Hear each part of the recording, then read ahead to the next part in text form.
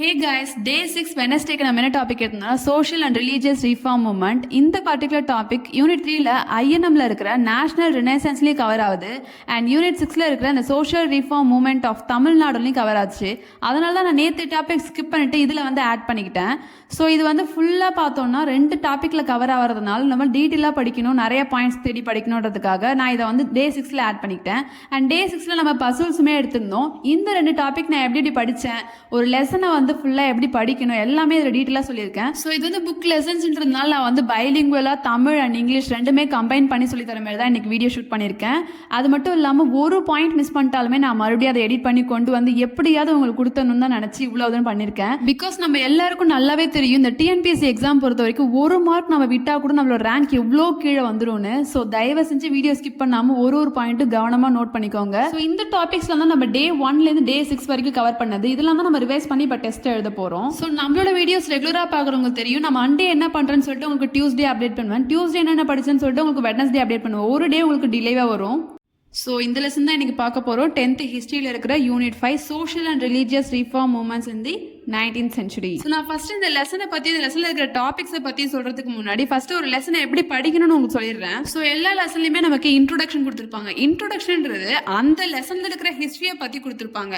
ஆனால் ஒரு சாப்டர்னா அந்த சாப்டருக்கு ஃபர்ஸ்ட் லேர்னிங் ஆப்ஜெக்டிவ்ஸ், அதாவது கற்றலின் நோக்கங்கள் அப்படின்னு கொடுத்துருப்பாங்க.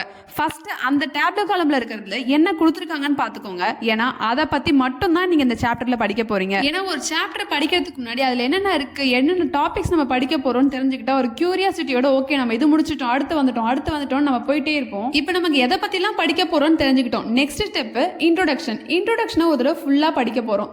அந்த ஃபர்ஸ்ட் ரீடிங்ல நமக்கு புரிஞ்சிடுமான்னு கேட்டால் கண்டிப்பாக கிடையாது. புதுசாக சில வேர்ட்லாம் நம்ம பார்ப்போம். அந்த வேர்டுக்கு உடனே நீங்கள் மீனிங் சர்ச் பண்ணுங்க. மீனிங் தெரிஞ்சதுக்கு அப்புறம் மறுபடியும் ஒரு தடவை ரீட் பண்ணுங்க. இந்த தடவை நீங்கள் புரிஞ்சுக்கிட்டு ஒரு கதையாவே படிப்பீங்க. நெக்ஸ்ட் தேர்ட் ஸ்டெப், இதுதான் ரொம்ப முக்கியம். நம்ம ஒரு பேரா படித்தாலும் சரி, இந்த மாதிரி 2 மெத்தட் நம்ம படிச்சிட்டோமா, ஃபர்ஸ்ட் ஃபுல் ரீட் ஒன்று, செகண்ட் மீனிங் தெரிஞ்சுட்டு ஒன்று. அதை முடிச்சுட்டு தேர்ட் ஸ்டெப்பில் நம்ம ஒரு லைனையும் படிச்சுட்டு இந்த பேராலேருந்து மேக்ஸிமம் எவ்வளோ கொஸ்டின்ஸ் நம்மளால் க்ரியேட் பண்ண முடியுது, ஒரு பேராலையும் நீங்களே கொஸ்டின்ஸை க்ரியேட் பண்ணுங்க. நான் ஏன் இதை சொல்கிறேன்னா, நம்மளோட டிஎன்பிஎஸ்சி எக்ஸாம் பொறுத்த வரைக்கும் மோஸ்ட்லி ஜிஎஸ்லாம் 80 to 85% புக் கண்டென்ட் தான் எடுக்கிறாங்க. இப்படி நம்ம புக் கண்டென்ட் படிக்கும் போது ஒரு பேராக்கும் இவ்வளோ கொஸ்டின் நம்மளே கிரியேட் பண்ணி ஓனாக படிக்கும் போது எக்ஸாமில் வேறு என்ன புதுசாக கேட்டு போகிறாங்க, நம்ம கிரியேட் பண்ண கொஸ்டின்லேயே தான் எதோ வரப்போகுது. அப்போ நம்ம யோசிக்கிறது டைம் வேஸ்ட்லாம் கிடையவே கிடையாது. ஸோ நான் உங்களுக்கு இந்த லெசன் தமிழ் அண்ட் இங்கிலீஷ் கம்பைண்டாக சொல்லி தரலான்னு இருக்கேன். பட் இந்த வீடியோட லென்த் 1 hour கூட போகலாம். பிகாஸ் இது ஃபுல் லெசன் இருந்தால உங்களுக்கு இப்போ இந்த வீடியோ பார்க்க டைம் கிடைக்கலனாலும் நீங்கள் இதை சேவ் பண்ணி வச்சுட்டு கூட பார்க்கலாம். ஏன்னா இந்த ஒரு லெசன் நீங்கள் எப்போ படிக்கணும்னு நினச்சாலும் இந்த ஒரு வீடியோ பார்த்தாலே போதும். அந்த அளவுக்கு எல்லா பாயிண்ட்மே நான் இதை கவர் பண்ணியிருப்பேன். பட் நீங்கள் எப்போ இந்த வீடியோ பார்த்தாலுமே நான் உங்களுக்கு ரெக்கமெண்ட் பண்ணுறது, இந்த வீடியோ முடிச்சுட்டு கையோட புக் எடுத்து நீங்கள் ஒரு தடவை ரிவைஸ் பண்ணிட்டீங்கன்னா இந்த சாப்டருக்காக நீங்கள் மறுபடியும் உட்காந்து படிக்க வேண்டிய அவசியமே இருக்காது. இந்த வீடியோ முடிக்க 1 மணி நேரத்துக்கு மேலே போகும்னு தெரிஞ்சும் நான் ஏன் இதை பண்ணுறேன்னா, நான் படிக்க ஸ்டார்ட் பண்ணும்போது எனக்கு இப்படி ஒரு வீடியோ கிடைச்சிடாதான் நான் எவ்வளோ தேடி இருக்கேன், எனக்கு கிடைக்கவே இல்லை. ஒரு லெசன் எடுக்கணும், அந்த லெசன் ஃபுல்லாக எனக்கு சொல்லி தரணும், அந்த மாதிரி நான் தேடுறேன், எனக்கு கிடைக்கல. ஸோ நான் அதுதான் நான் இப்போ உங்களுக்கு கொடுத்துட்டு இருக்கேன். ஸோ நீங்கள் இங்கிலீஷ் மீடியமாக இருந்தாலும் சரி, தமிழ் மீடியமாக இருந்தாலும் சரி, நான் இந்த ஃபோட்டோவில் காட்டுற மாதிரி என்கிட்ட புக்கு இல்லாதனால நான் டேப்ல இங்கிலீஷும் ஃபோனில் தமிழும் வச்சுருக்கேன். எப்பயுமே நீங்கள் கம்பைன் பண்ணி படிக்கிறது ரொம்பவே முக்கியம். ஏன்னா நமக்கு டிஎன்பிசியிலே இருக்கிற பிக்கஸ்ட் பாயிண்ட் என்னன்னா கலைச்சொற்கள். இந்த கலைச்சொற்கள் பொறுத்த வரைக்கும் நீங்கள் ஜிஎஸ்லாம் இந்த இங்கிலீஷ் தமிழ் இந்த மாதிரி கம்பைன் பண்ணி படிச்சீங்கன்னா நீங்கள் அதுக்காக தனியாக டைம் ஸ்பெண்ட் பண்ணி கலைச்சொற்கள்லாம் படிக்க வேண்டாம். ஏன்னா இதுலேயே நீங்கள் நிறைய வேர்ட்ஸ் கற்றுப்பீங்க. இப்போ நான் லேர்னிங் ஆப்ஜெக்டிவ்ஸ்லேருந்து லெசனை ஸ்டார்ட் பண்ணுறேன். ஃபர்ஸ்ட் லேர்னிங் ஆப்ஜெக்டிவ்ஸ்னா என்னன்னா கற்றலின் நோக்கம். இந்த சாப்டர்ல நம்ம என்னென்ன படிக்க போறோம்ன்றது சிம்பிளா பார்த்துடலாம். டு அக்வைண்ட் அவர் செல்ஃப் வித்ன்னு கொடுத்துருக்காங்கல்ல, அக்வைண்ட்னா என்னன்னா அறிமுகம். அக்வைண்ட்ன்ற வேர்டுக்கு அறிமுகம்னு அர்த்தம். First, the influence of Western ideas and Christianity in creating a new awakening in 19th century British India.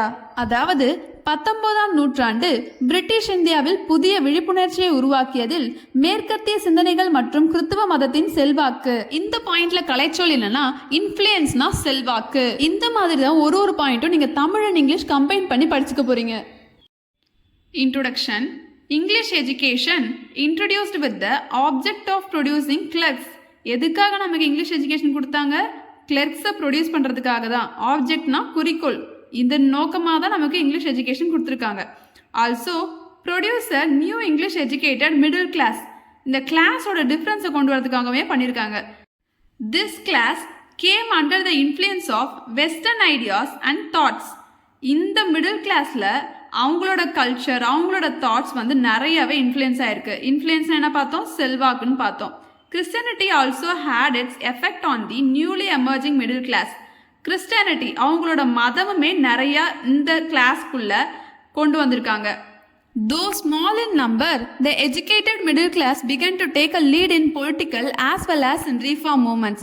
படித்தவங்க என்னதான் கம்மியாக இருந்தாலுமே அவங்களுமே அரசியலுக்குள்ளேயும் நல்ல இயக்கத்தையும் சீர்திருத்த இயக்கத்தையும் நடத்துகிறாங்க.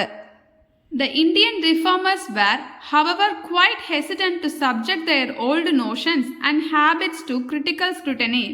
அதாவது இந்தியன் ரீஃபார்மர்ஸ் என்னதான் இதெல்லாம் ஆரம்பித்தாலுமே அவங்களோட ஒப்பீனியனை சொல்கிறதுக்கு ரொம்பவே ஹெசிடேட்னா தயக்கப்படுறாங்க.